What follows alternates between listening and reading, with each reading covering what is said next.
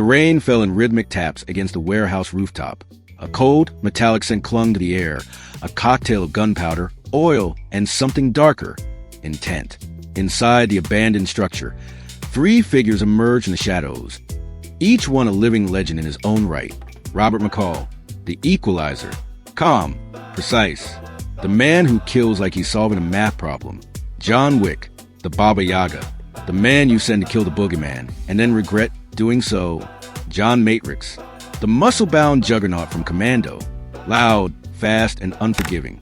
A human tank with a kill count that would make a general blush. They didn't speak. They didn't have to. The tension was thick enough to slice with a Bowie knife. The only question was, who walks out? Robert McCall operates like a ghost. A former Black Ops operative turned vigilante, McCall's greatest strength lies in his composure. He's meticulous, calculating every move before his enemy even knows they're in a fight.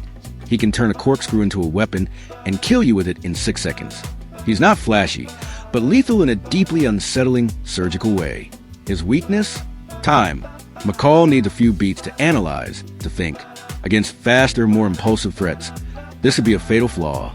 John Matrix, on the other hand, is the definition of brute force. He storms enemy camps like he's walking into a Sunday barbecue, dropping dozens with grenade launchers, machine guns, or even a saw blade if it comes to that. He's resilient, probably pain-proof, and impossibly strong. Matrix is the guy who carries trees on his shoulder like firewood and rips car seats out with his bare hands. But subtlety? Not his strong suit. He's loud, conspicuous, and relies more on firepower than finesse. Against smarter or more agile opponents, he could be outmaneuvered. Then there's John Wick, the assassin's assassin. He blends the strategy of McCall with the fury of Matrix. Wick doesn't waste movement. He dances through gunfire, knife fights, and hand-to-hand combat with the fluidity of a choreographed opera, and he's never offbeat. His pain tolerance is legendary. Shot, stab, hit by cars. He just keeps coming.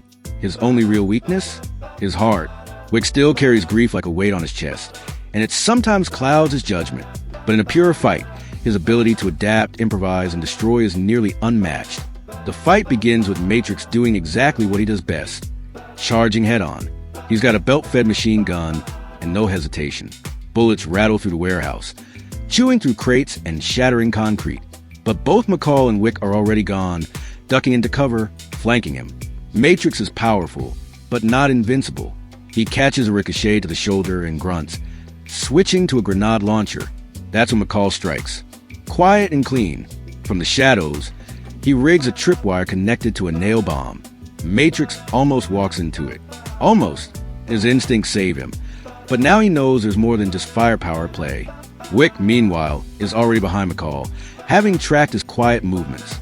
He doesn't shoot yet. He watches, evaluates, waits. That's the thing about John Wick. He learns. Every movement he sees, every breath his opponent takes. It's all information. Matrix begins laying waste to the warehouse, blowing apart entire sections to flush the other 2 out. McCall tries to use the chaos, but he makes a mistake. He underestimates Wick's speed.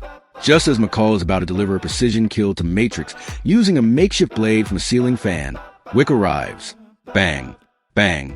2 shots to McCall's side. He drops the blade. Wick doesn't gloat. He simply nods, almost respectfully, and moves on. McCall tries to recover, crawling for cover, but he knows it's over. He miscalculated, and in a fight like this, that's fatal. Now it's Wick versus Matrix. Brawn against ballet. Matrix roars like a tank. He throws a table at Wick, who dodges effortlessly. They clash. Matrix throwing haymakers that could break bone, Wick slipping through them like smoke. Wick lands a knee, a throat punch, 2 shots to Matrix's vest-covered chest. Matrix staggers, but doesn't fall. But Wick is tireless. Every move is efficient. When Matrix tries to grapple, Wick breaks the hold with shoulder throw. He's not stronger, but he doesn't have to be. He just needs to be smarter. And he is. With a perfectly timed spin and a blade pulled from his belt, Wick lodges a combat knife into Matrix's leg, sending him stumbling. Wick doesn't waste the opening. He disarms Matrix, presses a gun to his chest, and pulls the trigger. Wick doesn't just survive, he outlasts. He adapts. McCall is a tactician, yes, but Wick is a hybrid, a thinker and a destroyer. Matrix might be an army of one, but Wick is a one-man war with precision guidance. Wick's resilience, combined with his experience against both high-level assassins and entire organizations, gives him the edge. He's fought in bulletproof suits, through knives, axes, swords, even horseback shootouts, and he never slows down. This wasn't just a matter of who could kill. It was about who could kill the best, who could absorb the violence, bend with it, and still strike back. John Wick walked into the warehouse, a hunted man. He walked out a legend. The rain kept falling. The silence returned. The Baba Yaga vanished into the mist, leaving behind only shadows and stories.